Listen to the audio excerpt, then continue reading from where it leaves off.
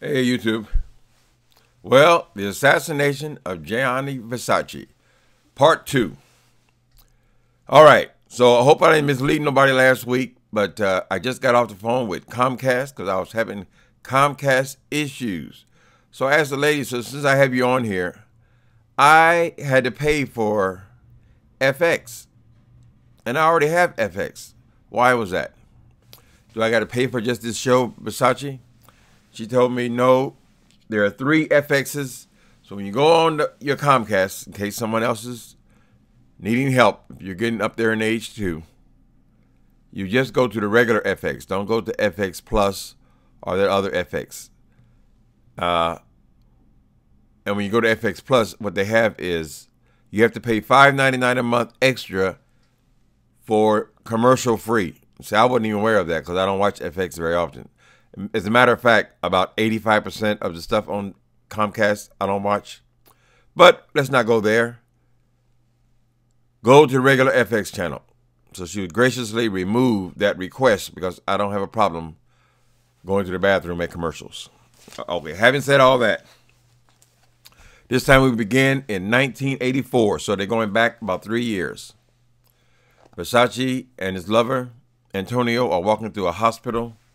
Versace has been diagnosed positive. So he has HIV/AIDS, right? 94, I believe. I hate to get these dates wrong because I'm always getting them wrong. So this is still before the medication. They had some medication then, but there wasn't a whole lot going on still. So it's still a death sentence in 84, I believe. Yeah. Anyway. So the nurse was telling him that there is some hope. We have some drugs kind of thing. He was wearing a hood because he was hiding out from paparazzi all the time in Miami. Okay, so he's been diagnosed positive. Next scene is with Donatella and Antonio. And Antonio is pleading with her, why do you hate me so much? And she's saying, you bring my mother nothing. You bring him nothing. She loves her brother. Her and her brother, Versace, are extremely close. She resents Antonio because she believes that he is the reason he got HIV, among other things. But she has 2 primary issues with him. First, she believes that Antonio is the one that wants to have sex with all these other people. I guess it's easier to believe that someone else is a whore and corrupting her brother as opposed to the other way around.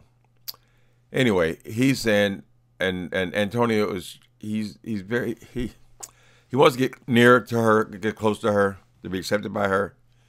But he's saying that, your brother's not a saint either. But her other issue is not only does she believe that he's the reason that he's got AIDS because they were having all this promiscuous type sex, these strangers. She also blames him for not having a family, children. So obviously they can't have children. They can't have them biologically themselves. But many gay people have families, have children, adopt children, have surrogates. More than likely she would want surrogates. She wants to stay in the bloodline. Okay, so she can't accept him. You said you bring my brother nothing. He has no children. Like that. All right, then we flash forward to we're back in 1997. What month was that? 1997. There after he's been killed. So she's going to show the service, and they show her going to have him cremated. They go through the whole process of the cremation, which is educational, and burning his casket and all that. Okay, but then we immediately switched to now. They jump all around in this as far as the time goes. They're going to tell you stories because we still don't know the stories about all the other people he killed. He killed 4 people before he even got to Miami. So now they're taking us 4 months before the assassination. So he's in driving this truck. From what I remember of the story, the truck belonged to a caregiver at a cemetery, if I'm correct. The red truck belonged to a caregiver who he killed for the truck. Dumbass person. Anyway, why don't you steal a truck? Anyway, he killed his man. He's driving his truck around, and they are now looking for him. There's a nationwide manhunt out for Canonin 4 months before he killed Versace. So they show him going into Walmart, getting some stuff, coming out, and then going and switching the plates on another car. So I don't know if the stuff that he got in Walmart was relevant to these murders or not. I don't know. I don't know if he went in there to buy guns or maybe some of that duct tape he's been wrapping everybody up with later. We'll see. Okay, he's got a fetish about wrapping people up with duct tape. I'll get there in a minute. Okay, so he trades the license plates on this truck. He continues to drive this truck. This is not a very sophisticated criminal, but somehow or other, he has been able to evade the FBI, all the local police, for all this time. And 4 more months now, for some reason, and they're not really being explicit about how they know that he's headed towards Miami. I mean, are they even aware of a Versace connection? I don't know. They just have some information, the FBI, that he's headed towards Miami. So they show us the FBI agents connecting with the local FBI agents there, and they have flyers, but they're being printed. They don't have enough. I don't know why they can't just go to the Xerox machine like someone does later in the scene and make a bunch of copies. It should take about 2 or 3 minutes. But apparently maybe they haven't color copies printed up. Whatever. They're not ready. But they are aware he's headed towards them. Okay.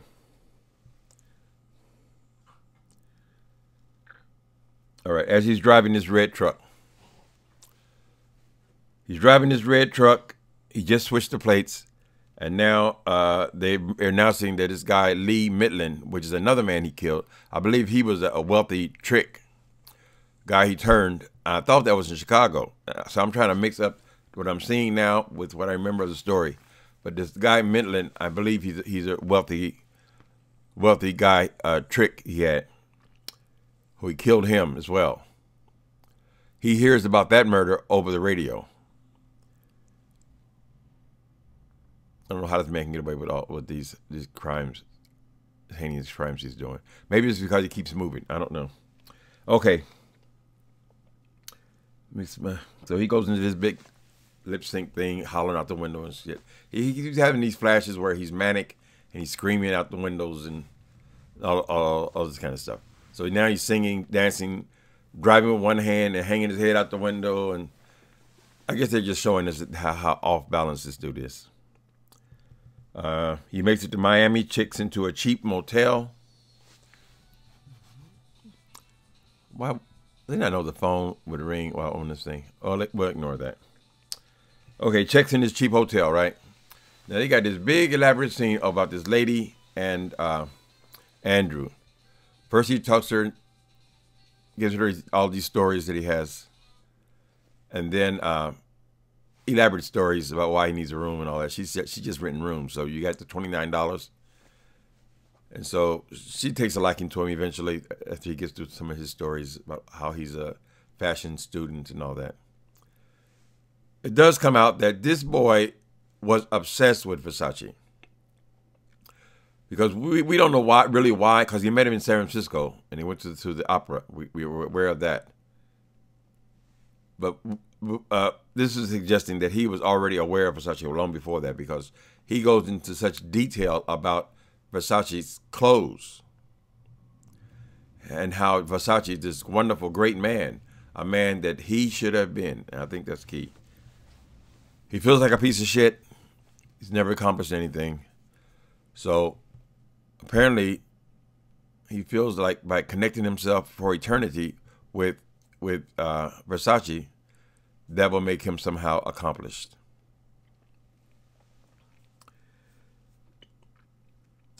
All right. In the hotel, he uses a fake ID.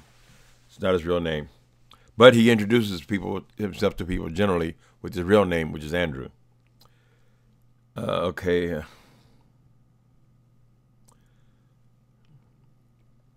Now he starts showing up at the mansion, our villa. First he goes to the villa and he goes right and tries to open the door. He can't do that. So it makes me wonder if the door was open, he could get onto the property. Would he just went in there and shot him? He certainly went all the way to Miami for the reason of killing Versace. Then he goes into a store and buys a little disposable camera. Remember those? Those were the cameras of the day. Now it's all phones, but then you had to buy these disposable cameras. He starts photographing the house. So he's making his plan of how he's going to get him. Okay. All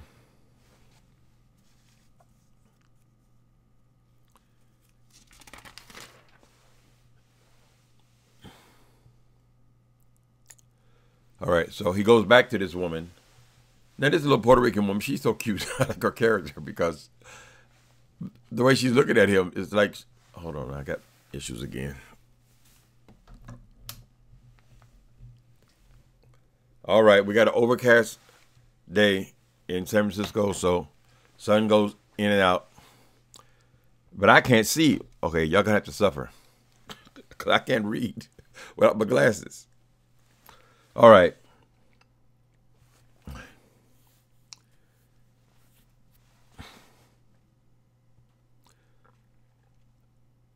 Okay, so Andrew picks up a trick.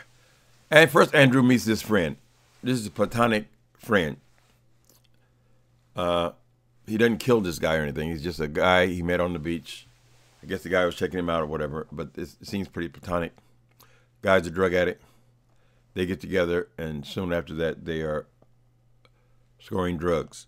I don't know if the drug is crack or meth. You can smoke either one of those. Usually they're smoking out of straight shooters. Y'all know that? No, maybe most of you don't know what that is.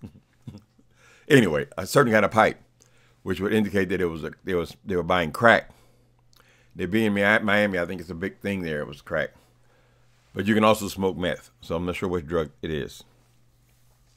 But Andrew befriends this guy, and he tells him that don't worry about money, whatever you need, I'll help you. I always help my friends. Something like that. Okay, so they go to the beach. Andrew picks up a trick on the beach. Apparently this is where hustlers hang out, meet people, because he went there for that particular purpose. Trick this man, he meets this poor guy. Well, I guess the guy's not too misfortunate because he lives. Andrew picks up this trick on the boulevard, goes back to his hotel room there on the beach, and they start playing these games, sex games. So he's in the S&M, and the little guy, he's married. He took his wedding ring off, so he shows us that.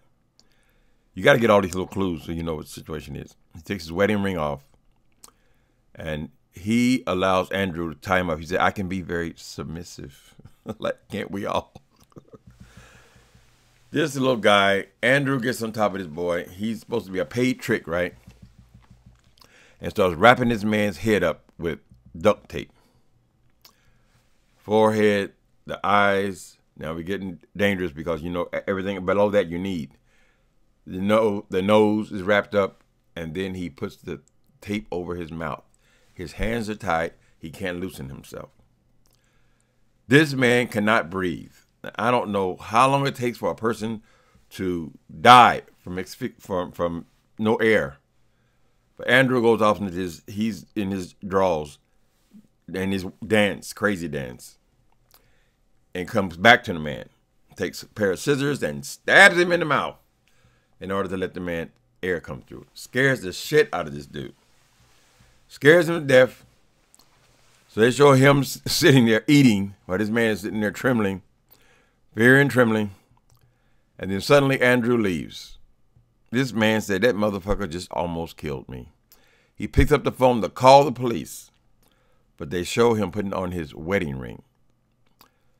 He chooses not to call because he's obviously on the down low. And he said he's a wealthy man, so I guess he has his reasons. He does not call the cops. Andrew escapes again.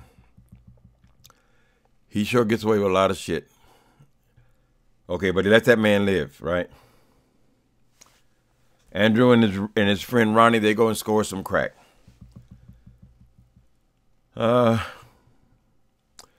Okay, at some point, Andrew's going to the bathroom, shower up, and all this kind of stuff.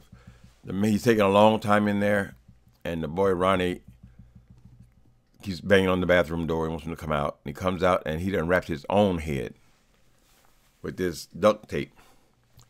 However, it stops at his nose. Now, maybe the guy just said, well, maybe he's just kind of, that's his tweak, or that's what he's using as a shower cap. Pretty extreme to put duct tape juice all in your hair for a shower cap. He knows something's wrong. So he asks Andrew, what have you done?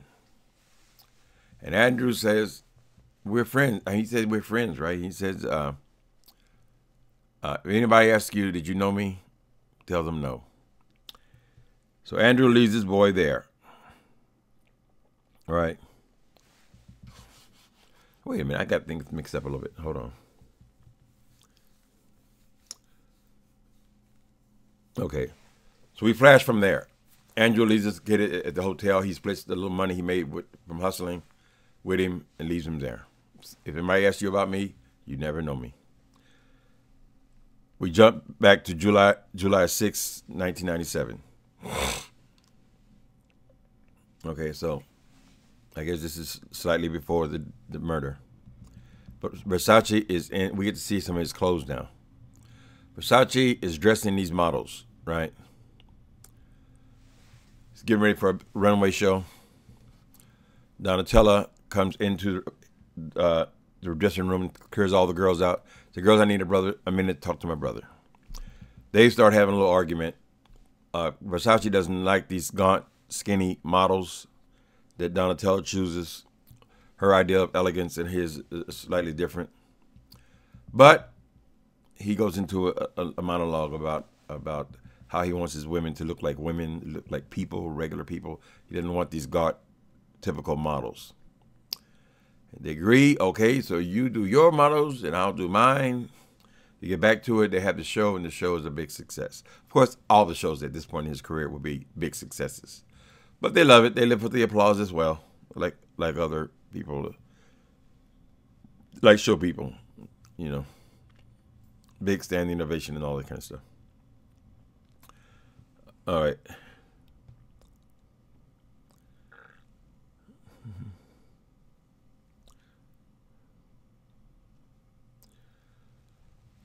So, I guess Ronnie is the one to ask him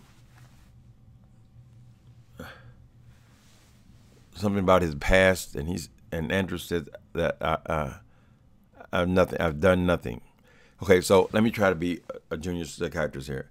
Andrew Cunanan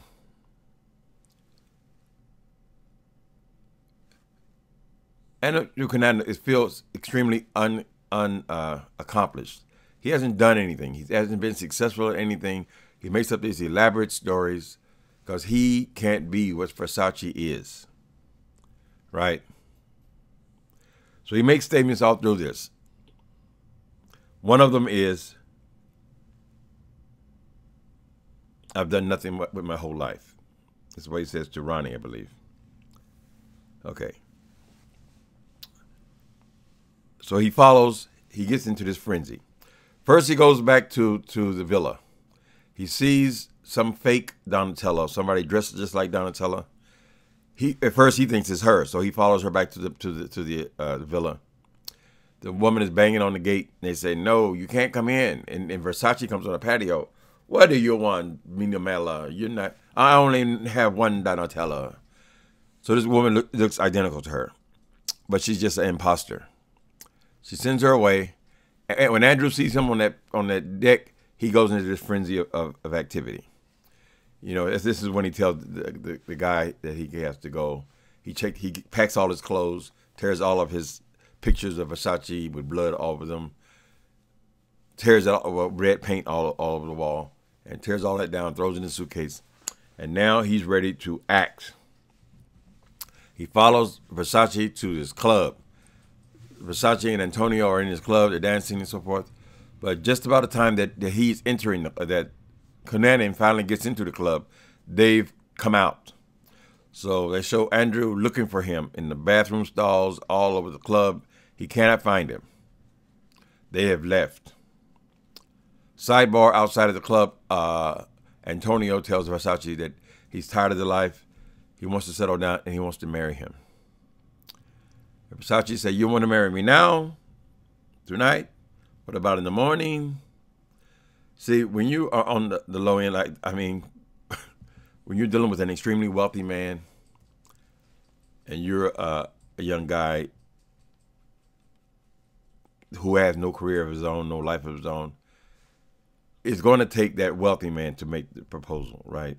And so Versace doesn't seem to be in the same place that he is. Because in this episode, twice this man proposes marriage to him. But see, it has to come from Versace. We all understand that. Okay.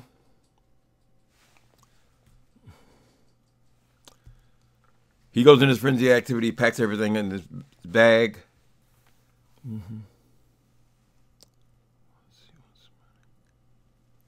Okay. So Andrew's on the dance floor. Dancing with some guy. This is where, okay, so he hadn't said it to Ronnie, that he's done nothing with his life. He said it to somebody on the dance floor. What do you do? I've done nothing with my life. Okay, so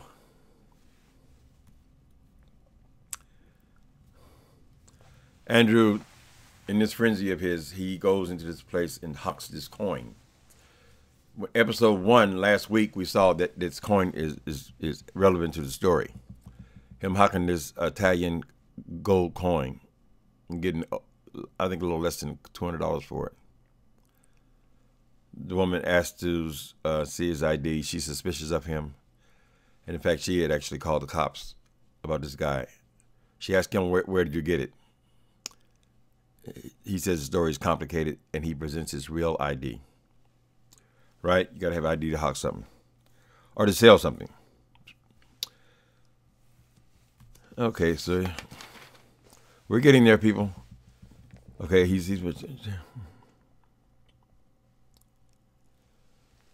all right, next thing you do, Andrew, even though he's a serial murderer, he's still got to eat. He's in this restaurant, order some food to go. The person at the counter says, "I'll be right back," and asks someone else to finish his order. This black kid, he goes to the back and immediately calls the FBI because he has seen this boy on the America's Most Wanted. Cops rush there, of course. Time they get there, he's already gone. In fact, when the guy comes out of the back room, Andrew is gone. Okay.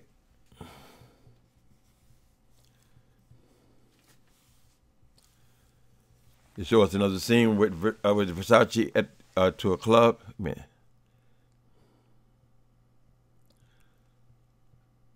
Yeah, he followed Andrew to a club. This is another. I'm confused. Okay, I think he followed him to another club, or he can't find him. One of those. So either he went to the club once or twice. Bear with me, people. Have compassion, loving kindness. Okay, so he goes up to Andrew, following him in the club, trying to. I guess he was planning on killing him in the club. Can't find him.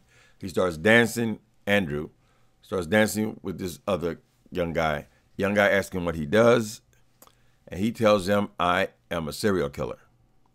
Then he says, then he goes into this whole litany of all the things he is. I'm a, I don't know, race car driver. I'm a this, I'm a that, and I'm all this. And then he says, okay, I'm the person that I am. After this litany of all the things that he is, he makes all these different personalities used, maybe identity he's used through the years because he tells all these elaborate lies constantly. Then he says, I'm the person least likely to be forgotten. And that is the heart of it. The person less likely to be forgotten. So in other words, he's going to steal Versace's fame. All of Versace's, when you say the name Versace, it will be linked for eternity with Andrew Cunanan. Okay, and that's where they leave it.